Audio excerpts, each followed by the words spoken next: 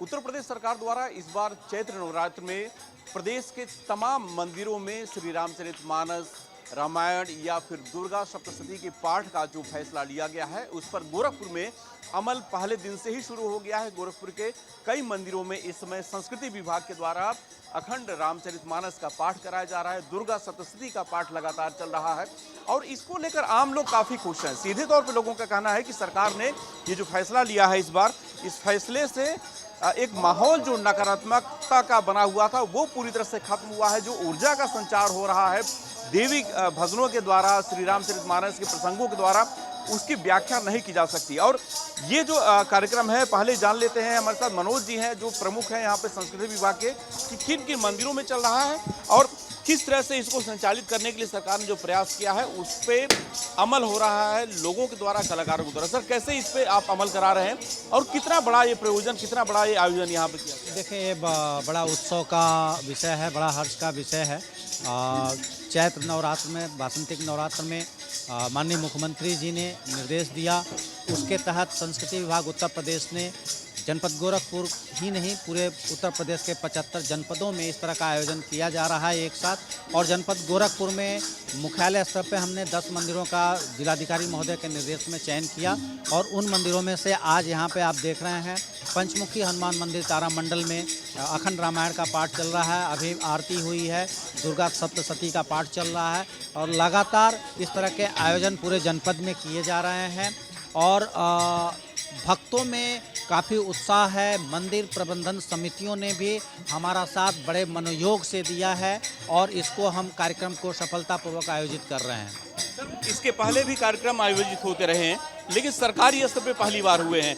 कितना आपको लगता है कि जनता इस कार्यक्रम को पसंद कर रही है? क्योंकि मंदिरों में तो भक्ति के तमाम कार्यक्रम पहले से चलते आ रहे हैं, लेकिन अगर सरकार इन्वॉल्व होती है तो माहौल पूरी तरह से बदल जाता है। देखें, इसमें निसंदेह जब इस बार की जो पहल हुई है वो पहली बार इस तरह से उत्तर प्रदेश में पहल हुई है और निश्चित रूप से बड़ा सुखद प्रयोग है। भक्तों में राम जन्मोत्सव के अवसर पे भव्य तरीके से ये कार्यक्रम आयोजन किया जा रहा है। माँ दुर्गा के जो भक्त हैं उनमें बड़ा उत्साह है और सब लोगों ने ये प्रशंसा की है कि इस तरह का आयोजन और भी बड़े भव्य तरीके से आयोजन किए जाए और उम्मीद करता हूं कि आगे हम लोग भी इसको भव्य तरीके से और भव्यता के रूप में हम प्रस्तुत करेंगे इसको। हमारे साथ राकेश श्रीवास्तव जी हैं, अंतर्राष्ट्रीय लोक गायक भी हैं, साथ ही उत्तर प्रदेश सरकार का जो एक विंग है इस तरह के कार्यक्रमों को कराने का, संगीत नाटक अकादमी, उसके आप सदस्य भी हैं। राकेश जी, सरकार के इस फैसले से आप कितने खुश हैं? क्योंकि हम देख रहे हैं कि पहले दिन से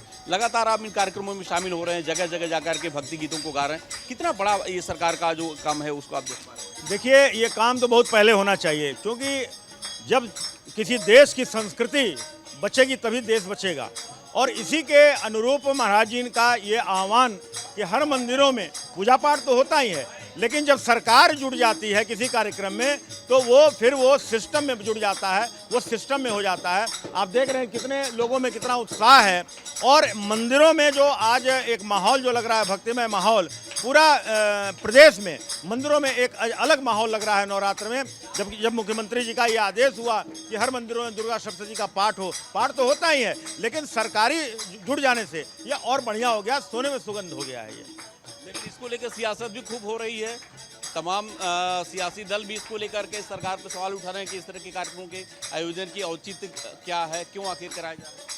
देखिए, जब भी कोई अच्छा काम होता है तो उस पर सवाल उठते हैं, और ये तो हम अपने भारतीय संस्कृति को संरक्षित कर रहे हैं, अपनी परंपरा को संरक्षित कर रहे हैं, उसको संरक्षण दे रहे हैं। क्योंकि हमारा रामचरितमानस तो हमारी जीवन पद्धति है, और रामचरितमानस का पाठ अगर हम जन जन को अगर आह्वान कर रहे हैं, ये तो जो अगर इसका विरोध कर रहे हैं उनको भी रामचरितमानस पाठ पढ़ना चाहिए, देखना चाहिए कि रामचरितमानस में कोई राजनीति नहीं है, धर्म की बात है, मानव जीवन का जीवन पद्धति उसमें दिया हुआ है, तो इसको तो सबको ग्राह्य करना चाहिए। प्रवीण शास्त्री जी, क्या कहेंगे? इस जो आयोजन आज हो रहे हैं, प्रदेश भर के मंदिरों में हो रहे हैं, इन आयोजनों से क्या लोगों तक एक मैसेज देने की कोशिश है सरकार की?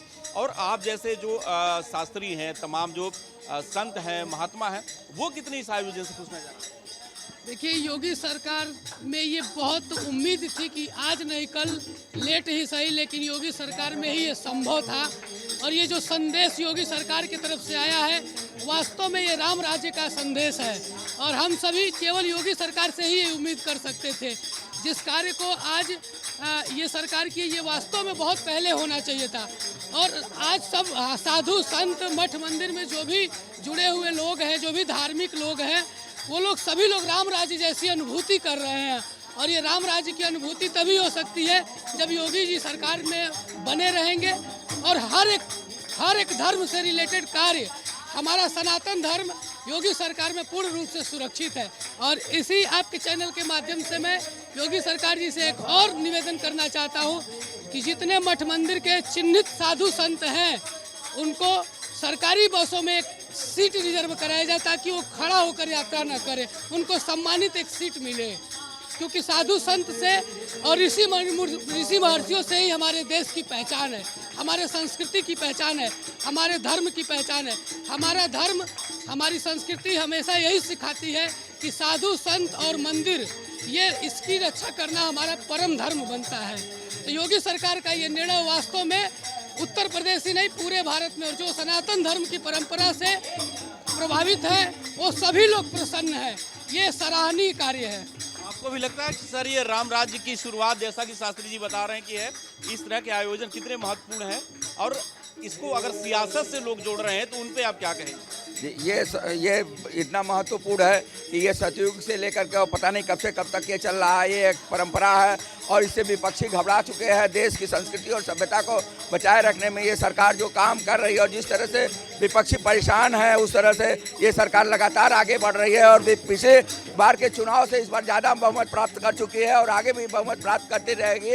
ये जन सामान्य का खुला एक अवसर है, और इसमें कोई भी भागीदार हो सकता है, इसमें किसी भी तरह का कोई विरोध नहीं होना चाहिए। ये विरोधियों का एक जनमानस है कि ये दिखा रही है जनसंख्या कि ये विरोधी परास्त हो जाएंगे, ध्वस्त हो जाएंगे। अच्छा, कुछ लोग ये भी कह रहे हैं कि आज से रमजान की भी शुरुआत हो रही है, वहाँ पे भी सरकार को ऐसे ध्यान देना चाहिए अगर मंदिरों में कार्य। देखिए, हर समय जो है जिसकी जनसंख्या अधिक दिखाई देती है वो काम अधिक दिखाई देता है। ये चाहे परिवार हो, चाहे घर हो, चाहे मंदिर हो, मठ हो, कोई भी समाज हो, चाहे मुस्लिम हो, चाहे हिंदू हो, तो उसकी बाहुल्यता ही दिखाई देती है, और बहुमत ही सर्वमान्य होता है। 51 और 49 में 51 ही बहुमत में होता है। क्या कहेंगे सर, भक्ति का जो एक माहौल बना हुआ है पूरे प्रदेश में, इस नवरात्रि में पहली बार सरकार ने जो प्रयास किया है, कितना बड़ा ये कदम है, और योगी सरकार के बारे में आप क्या कहेंगे इस तरह के कार्यक्रमों के आयोजन को लेकर? इस सरकार ने जो काम किया है, बड़ा सराहनीय काम किया है। ऐसा कोई भी सरकार न की थी न करेगी, यह भी है। अब राम राज्य की स्थापना जो बहुत पहले हम लोग सोचे थे वह रामराज आने वाला है, ऐसा विदित होता है। और जहाँ तक आप मंदिरों में है या मस्जिदों में है, जहाँ भी सरकार ने जो किया है वो बड़ा सुंदर काम किया है। अखिलेश यादव खुश नजर नहीं आ रहे हैं इस कार्यक्रम से। अखिलेश यादव के पिता को नज़र में आता था, वो हनुमान जी के परम भक्त थे, लेकिन छुपे रूप से भक्त थे, जिसके कारण वह गद्दी पाए और अंत तक भगवान हनुमान के भक्ति वो करते रह गए। अखिलेश को भी याद आ जाएगा, जब परास्त हो गए तब याद आएगा। हाँ, अच्छा, इस बार सरकार ने ये जो कार्यक्रम का आयोजन किया है खासतौर पे महिलाओं और बेटियों को जोड़ने की कोशिश की है। नवरात्र में जिस तरह से सरकार ये काम कर रही है, क्या कहेंगे आप, इस तरह के आयोजन कितने जरूरी हैं? क्या सरकार के इस फैसले से आप खुश हैं? हाँ, मैं बहुत खुश हूँ। सरकार जैसी है वैसी हम लोग को बहुत खुश रखे हैं। इस मंदिर का जो भी निर्माण किए हैं बहुत खुशियों से हुआ है, बहुत भव्य दर्शन हुआ है। सरकार योगी जी का बहुत बहुत बधाई हो।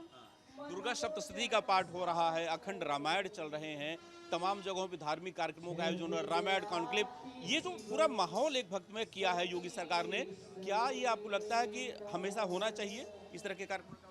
हम तो यही सोचते हैं कि ये जो हो रहा है हमेशा, जब तक मतलब पूरी जिंदगी हर लोगों का है, सबसे हमेशा हमेशा ये पूर्ण हमेशा बना रहे ऐसे ही।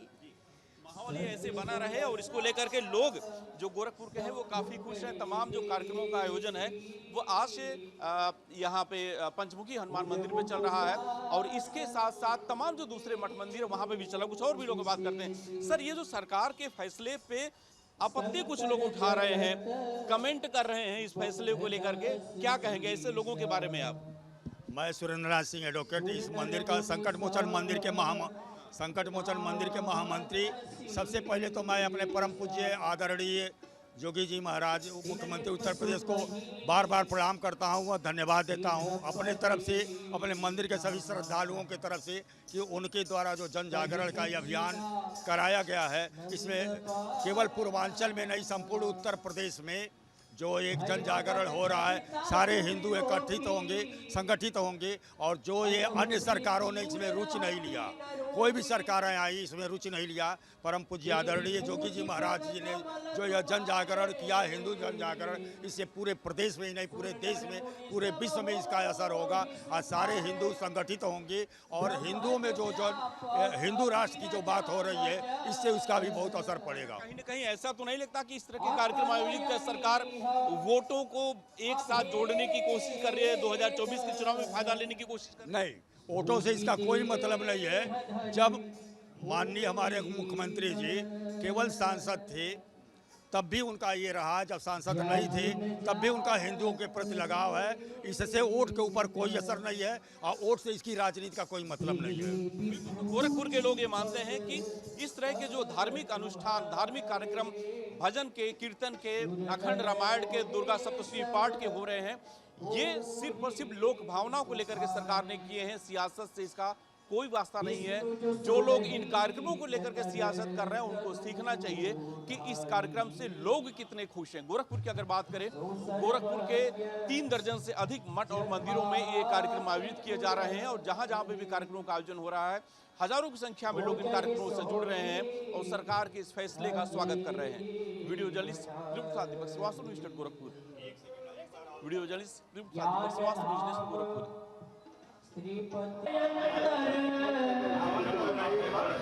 जामी सब